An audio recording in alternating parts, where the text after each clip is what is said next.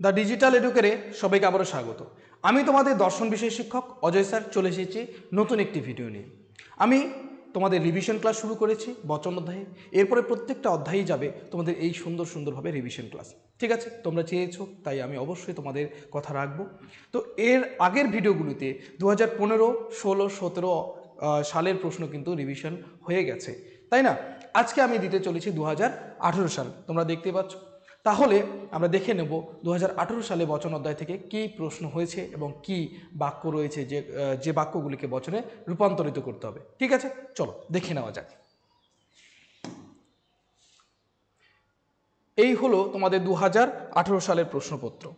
তোমরা জানো বচন অধ্যায় থেকে তোমাদের দু ধরনের প্রশ্ন থাকে, যেটা আমি এর আগেও বলেছি যে একটা প্রশ্ন কি থাকে, গুণ পরিমাণ বের করা। আরেক ধরনের প্রশ্ন থাকে ব্যাপ্য ও অব্যাপ্য।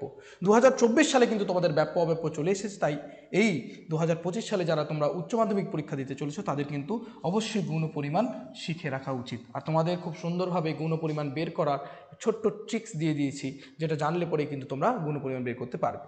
চলো, এখানে প্রশ্ন কি এসেছে, নিরপেক্ষ বচন বলতে কি বোঝো? নিরপেক্ষ বচন বলতে কি বোঝো? উদাহরণ সহযোগে নিরপেক্ষ ও সাপেক্ষ বচনের মধ্যে পার্থক্য দেখাও। বচনের সংযোজকের কাজ কি? খুবই ইম্পর্টেন্ট রয়েছে এই প্রশ্নটা এবারের জন্য।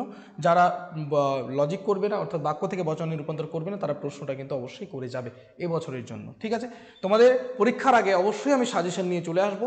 তাও তোমরা এই যে প্রশ্নগুলো বলছি এগুলো প্রস্তুত রাখো, পরীক্ষার আগে কাজে আসবে। তাহলে দেখো, অথবা দিয়ে একটা প্রশ্ন রয়েছে, নিম্নলিখিত বাক্যগুলিকে তর্কবিদ্যাসম্মত আকারে রূপান্তরিত করো এবং তাদের গুণ ও পরিমাণ উল্লেখ করো। খুব সুন্দরভাবে রয়েছে।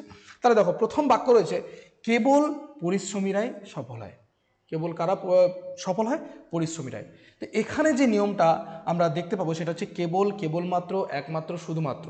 এই যে নিয়মটা ছিল সেই নিয়মটা এখানে কাজে আসবে। কেবল, কেবলমাত্র, একমাত্র, শুধুমাত্র নিয়ম কি ছিল? যদি কোনো বাক্যে কেবল, কেবলমাত্র, একমাত্র, শুধুমাত্র থাকে তাহলে কোন বচনে যায়? এ বচনে যাবে। আর উদ্দেশ্য বিধেয় কি হবে? উদ্দেশ্য ও বিধেয় স্থান পরিবর্তন করবে। কি করবে? স্থান পরিবর্তন করবে। এটা মাথায় রাখতে হবে। এইভাবে শর্টকাটভাবে তোমাদের কিন্তু নিয়মগুলো মাথায় রাখলেই হয়ে যাবে। তাহলে দেখো, আমরা প্রথমে কি লিখে নিতে হয়? এলএফ। তাহলে এখানে উদ্দেশ্যকে পরিশ্রমী, এখানে উদ্দেশ্যকে পরিশ্রমী, তাই না? আর সফল হচ্ছে বিধেয়। তাহলে সফলটা আগে আসবে উদ্দেশ্য জায়গায়। তাহলে এ বচনে গেলে সকল, এ বচনের আকার কি? সকল হয়। তাহলে সকল সফল ব্যক্তি আমি জুড়ে দেবো, ব্যক্তি হয় পরিশ্রমী। পরিশ্রমী ব্যক্তি কথাটাও জুড়ে দিতে পারি, পরিশ্রমী ব্যক্তি কথাও জুড়ে দিয়ে দাও, কোনো অসুবিধা নেই। কোন বচন? এখানে বচনটা লিখিয়ে দেব। কোন বচন? এ বচন। এবারে গুণ ও পরিমাণ বের করতে হবে। তাহলে প্রথমে গুণ লেখো। গুণ। পরিমাণ কি? পরিমাণটা ভালো করে দেখে নাও। এবারে গুণ পরিমাণ কি করে বের করবো? এই এ বচনকে আমরা কি বলি? নাম কি এ বচনের? সামান্য সদর্থক, তাই না? এই নামটা জানলেই কিন্তু আমরা গুণ ও পরিমাণ বচনের বের করতে পারবো। তাহলে সামান্য হচ্ছে তার পরিমাণ, পরিমাণের জায়গায় সামান্য, আর গুণ তাহলে কি হচ্ছে? সদর্থক। বাস, একদম সহজভাবে কিন্তু তোমাদের হয়ে গেল একটা। বুঝতে পারলে কথাটা? আশা করি বুঝতে পারছো। না বুঝতে পারলে তোমরা অবশ্যই কমেন্ট করে জানাবে, আমি তোমাদের অবশ্যই আবারও রিভিশন ক্লাসে আবার ভিডিও করে তোমাদেরকে প্রদান করব। ঠিক আছে, তাহলে এই ছিল আমাদের প্রথম বাক্য। এবার দ্বিতীয় বাক্য দেখো। দ্বিতীয় বাক্য রয়েছে, শিশুরা ছাড়া আর কেউ সরল নয়। তাহলে এখানে আমি কোন শব্দ দেখে বুঝবো যেটা কোন নিয়ম হবে? তাহলে দেখো, এখানে ছাড়া রয়েছে, ছাড়া ব্যতীতে তোমাদের দুটো নিয়ম দিয়েছি আমি, আর তার সাথে যদি নয় থাকে তাহলে দ্বিতীয় নিয়মটা হবে। তাহলে ছাড়া ব্যতীতে দুটো নিয়ম আছে। ছাড়া ব্যতীতে প্রথম নিয়ম হচ্ছে, যদি কোনো বাক্যে ছাড়া শব্দটি, ছাড়া বা ব্যতীত শব্দটি থাকে, তাহলে কিন্তু নির্দিষ্ট করে কাকে ছাড়া এইটা যদি বলা থাকে তাহলে এ বচনে যায়। আর যদি নির্দিষ্ট করে বলা না থাকে তাহলে যাবে আই বচনে। এটা হচ্ছে প্রথম নিয়ম। আর ছাড়া ব্যতীতের সাথে যদি নয় শব্দটি যুক্ত থাকে, কোনো নয়ার্থক শব্দ যুক্ত থাকে, না, নয়, ন, এই জাতীয় শব্দ, তাহলে কিন্তু কি হবে? তাহলে কিন্তু আমাদের কেবলমাত্র এই নিয়ম প্রয়োগ হবে। কেবলমাত্র এই নিয়মটা প্রয়োগ হবে। কেবলমাত্র নিয়ম কি? আমরা কিছুক্ষণ আগেই করলাম উপরে। তো সেই নিয়মটাই কিন্তু প্রয়োগ হবে। তাহলে কেবলমাত্র নিয়ম প্রয়োগ হয়ে কোন বচনে যাবে? এই বচনে করতে হবে। বোঝা গেল কথাটা? তাহলে এগুলোকে মুছে নেই আমি। তাহলে কি হবে? এলএফ দিতে হবে। তাহলে কেবলমাত্র নিয়ম প্রয়োগ হবে কেবলমাত্র এ বচনে। এ বচনে আকার কি? সকল। এবারে এখানকার উদ্দেশ্য হচ্ছে শিশুরা, আর বিধি হচ্ছে সরল, তাই না? তাহলে সকল সরল ব্যক্তি, উদ্দেশ্য বিধি যেহেতু স্থান পরিবর্তন করে, তাহলে কি সকল সরল ব্যক্তি হয় কারা? শিশু। সকল সরল ব্যক্তি হয় শিশু। তাহলে এটা কোন বচন? এ বচন। আবারও গুণ পরিমাণ, তাহলে গুণ তারপরে পরিমাণ লেখো, নাম অনুযায়ী হয়ে যাবে। নাম কি? সামান্য সদর্থক, তাহলে সামান্য হচ্ছে তার পরিমাণ, আর গুণ হচ্ছে কি? সদর্থক। এই বাক্যটিকে আরও একভাবে বোঝা যেতে পারে, তোমরা ভালো করে যদি এর অর্থটা বুঝো, দেখো শিশুরা ছাড়া আর কেউ সরল নয়, তার মানেটা কি বলতে চেয়েছে? যে শুধুমাত্র শিশুরাই সরল। তাহলে শুধুমাত্র কথাটা চলে আসছে, বা কেবলমাত্র বা একমাত্র, তাহলে এই বাক্যটার মানেটা কিন্তু এটাই আসছে যে কেবলমাত্র বা একমাত্র শিশুরাই সরল। বোঝা গেল কথাটা? তারপরে এটা হয়ে গেল, আমরা কিন্তু 2 নাম্বার পেয়ে গেলাম। ঠিক আছে, এইভাবে কিন্তু 4টি বাক্যে তোমাদের নাম্বার থাকে এইভাবে 1 প্লাস হাফ, তাহলে কি হলো টোটাল 2 × 4 = 8। এই 8টা নাম্বার কিন্তু তোমরা পেতে চলেছো জাস্ট এই 3টা শব্দ, এই একটা বচন করে আর 2টো লাইন, এভাবে যদি তোমরা করো তাহলে কিন্তু তোমরা কত নাম্বার পেতে চলো? 2 নাম্বার পেতে চলেছো। ঠিক আছে, চলো পরের বাক্যটা করবো আমরা। পরের বাক্য দেখো কি রয়েছে।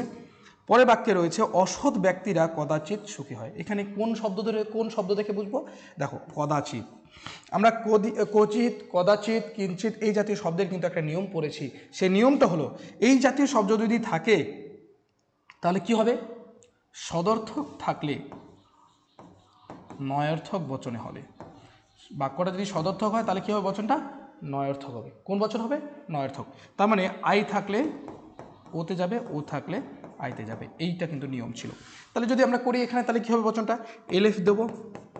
আগে দেখো এখানে হয় আছে না? নয়, হয়, তার মানে এটা সদর্থক, তার মানে বচনটা কিসে যাবে? নয়ার্থকে যাবে, তাই না? তাহলে এবারে দেখো কোন বচনে করব? ও বচনে যাবে। তাহলে ও বচনে যদি করি তাহলে কি হবে? কোনো কোনো, ও বচনের আকার কি? কোনো কোনো নয়, তার মানে কোনো কোনো কি হবে? অসৎ ব্যক্তি। উদ্দেশ্য হচ্ছে অসৎ ব্যক্তি, এই বাক্যের মধ্যে উদ্দেশ্য কি? অসৎ ব্যক্তিরা, তার মানে অসৎ ব্যক্তি। কোনো কোনো অসৎ ব্যক্তি নয়, সংযোজক, এটা হচ্ছে বিদেহ, তাহলে কি হবে? অসৎ ব্যক্তি নয়, সুখী। বুঝা গেল কথাটা? তাহলে কোন বচন এটা? ও বচন। এবার ও বচনের গুণ পরিমাণ বের করব, এখানে লিখে নাও, নিচে লিখবে পরীক্ষার সময় তোমরা, গুণ পরিমাণ। ও বচনের নাম কি? বিশেষ কি? নয়ার্থক। তাহলে বিশেষ নয়ার্থক হলে পরিমাণ হলো বিশেষ, আর গুণ কি? নয়ার্থক। বাস, একদম সহজ হয়ে কিন্তু এইটাও হয়ে গেল। জাস্ট তোমরা 1 মিনিটের মধ্যে কিন্তু বচন কমপ্লিট, তার গুণ পরিমাণ বের করা সম্পূর্ণ হয়ে গেল। ঠিক আছে, তারপরে দেখো, তারপরে বাক্য, শেষ বাক্য এই 2018 সালের 2018 সালের শেষ বাক্য রয়েছে বৃত্তাকার বর্গক্ষেত্র নেই। তোমাদের এবার এই নেই আছে এরও কিন্তু নিয়ম আমরা করিয়েছি, আমি করিয়েছি এর নিয়ম করিনি। তো সেখানে যদি দেখো এই নেই শব্দটা থাকলে তোমাদের একটাই বচনে করতে হবে, সেটা হচ্ছে ই বচনে। কোন বচনে করতে হবে? ই বচনে। আছে শব্দটা থাকলে যদি বিশেষণ সামনে থাকে, যদি বিশেষ্য থাকে, তাহলে কিন্তু এ আর কোন বচনে যায়? আই বচনে যায়। সেটা নিয়মটা ভালো করে দেখে নেবে। ঠিক আছে, তাহলে খুব সুন্দরভাবে ই বচনে হলে কোন বচনে যাবে?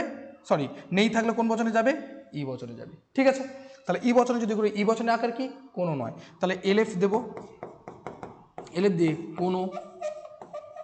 তাহলে এখানে উদ্দেশ্যকে বৃত্তাকার বর্গক্ষেত্র নেই, বর্গক্ষেত্র হচ্ছে উদ্দেশ্য, তাহলে কোনো বর্গক্ষেত্র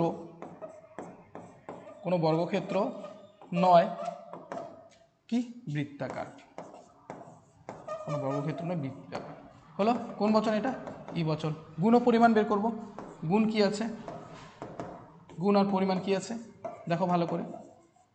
ই বচনকে কি বলা হয়? সামান্য নয়ার্থক বলা হয়। তাহলে সামান্য হচ্ছে এর পরিমাণ, আর গুণ হচ্ছে কি? গুণ কি হবে? নয়ার্থক। ব্যাস, এইভাবে কিন্তু তোমাদের 10 মিনিটও সময় লাগবে না, তোমরা কি করতে পারো? বচন কিন্তু করতে পারো। আমি যে তোমাদের 18টা নিয়ম দিয়েছি ছোট ছোটোভাবে, সেই নিয়মগুলোকে ভালো করে দেখো, নিয়মগুলোকে দেখে দেখে প্র্যাকটিস করো, তাহলে কিন্তু তোমাদের এই বচন করাটা কিন্তু খুবই সহজ হবে। তাহলে এই ছিল তোমাদের 2018 সালের প্রশ্নপত্র, যা আমি তোমাদের সামনে সুন্দরভাবে তুলে ধরলাম। ঠিক আছে, এরপরে আমি নিয়ে আসতে চলেছি 2019 সাল। তাহলে যারা ভিডিওটি শুরু থেকে শেষ পর্যন্ত দেখলে তাদেরকে অসংখ্য ধন্যবাদ, এবং যারা দূর দূরান্ত থেকে আমাদের ভিডিওর সাথে জুড়ে রয়েছে, কমেন্টস করছো, আমাদের চ্যানেলের সাথে জুড়ে আছো, তাদেরকে বলবো তোমরা শেয়ার করো ভিডিওগুলোকে, আর কমেন্টস করো। তোমাদের একটা কমেন্টস কিন্তু আমাদের আরও বেশি আগ্রহ জাগিয়ে তুলছে। আর তোমরা দেখতেই পাচ্ছ তোমাদের প্রত্যেকটি কমেন্টের রিপ্লাই আমরা দিই, এবং তার সাথে সাথে কিন্তু আমরা চেষ্টা করছি তোমরা যা বলছো আমরা তাই করছি। ঠিক আছে, তো সুন্দরভাবে আমরা বলবো আমাদের পাশে থাকো, আমরা আরও তোমাদেরকে খুব ভালো ভালো ক্লাস দিতে চলেছি। তাহলে থ্যাংক ইউ সো মাচ, দেখা হচ্ছে নেক্সট ভিডিওতে।